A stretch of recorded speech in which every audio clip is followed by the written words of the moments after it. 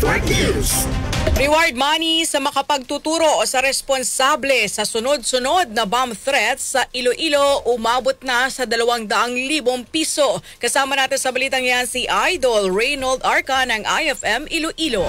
RMN Live Report. Aabot na sa 200,000 pesos ang kabuuang reward money na maaring matanggap ng sinumang makapagbigay ng impormasyon sa pagkakakinanlan ng nasa likod ng sunod-sunod na bomb threat sa Iloilo matapos mag-alok ang Iloilo Provincial Government ng 100,000 pesos na pabuya. Ito ay dagdag sa 100,000 pesos na nauna nang inialok ni Iloilo City Mayor Raisa Treñas bilang tugon sa serye ng bomb threats na naitala sa iba't ibang paaralan at universidad sa Iloilo City, Iloilo Province. Kinumpirma ni Iloilo Governor Arthur Toto Defensor Jr. ang pabuya matapos ang interagency meeting kasama ang kapulisan, militar, DepEd at mga opisyal ng Kapitolyo upang planuhin ang mas mahigpit na seguridad at investigasyon. Ayon kay Defensor, layunin ng pabuya na mapabilis ang pagtukoy at pagdakip sa sinumang individual o grupo na nasa likod ng mga banta na nagdudulot ng pangamba sa mga estudyante, guro at mga magulang. Kasama mo sa DYIC IFM Iloilo, Idol Reynold Arca, Tatak, RMN.